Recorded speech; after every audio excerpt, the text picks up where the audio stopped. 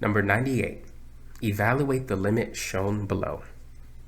So what is the limit as x approaches 1 of the greatest integer function of x?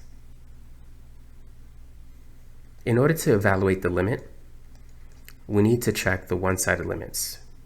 So we need to see what happens as x approaches 1 on the left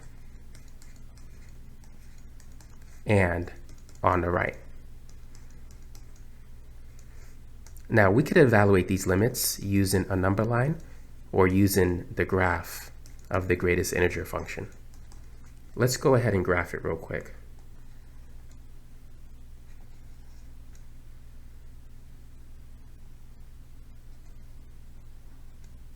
You know what?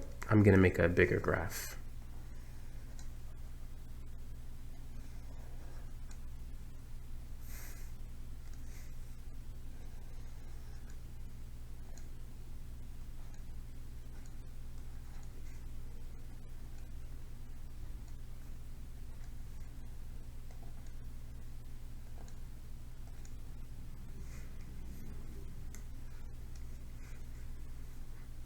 So there's going to be a closed circle at the origin and then an open circle here.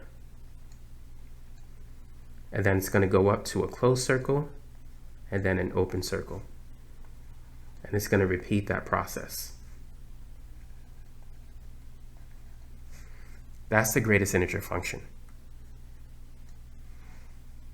So for instance, let's say if we want to evaluate the greatest integer function at 0.4, x is 0.4 here, but the y value is 0.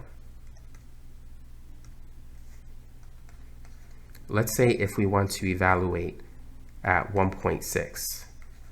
1.6 is around here on the x-axis, but the y value is at 1. So this will equal 1. On a number line,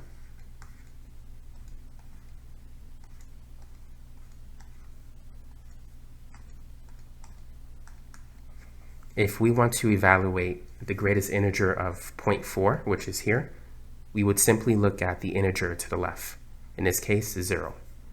If we want to evaluate the greatest integer at 1.6, we will look at the integer to the left, that's 1. The greatest integer of up to 1.6, the highest integer up to 1.6 is 1.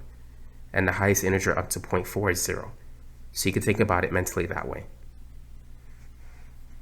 So now let's look at the limits as x approaches 1 from the left.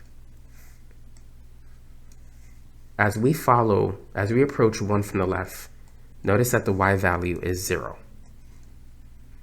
And you can see that here. As we approach 1 from the left, let's say like 0.9, the greatest integer of 0.9 is 0. The greatest integer of 0.99 is still 0. Now, as we approach 1 from the right side, we can see that the y value is 1.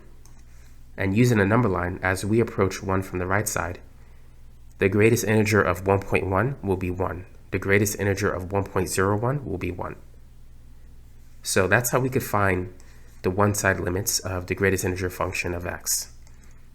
Now, because there's a mismatch, because these are not the same, the limit does not exist.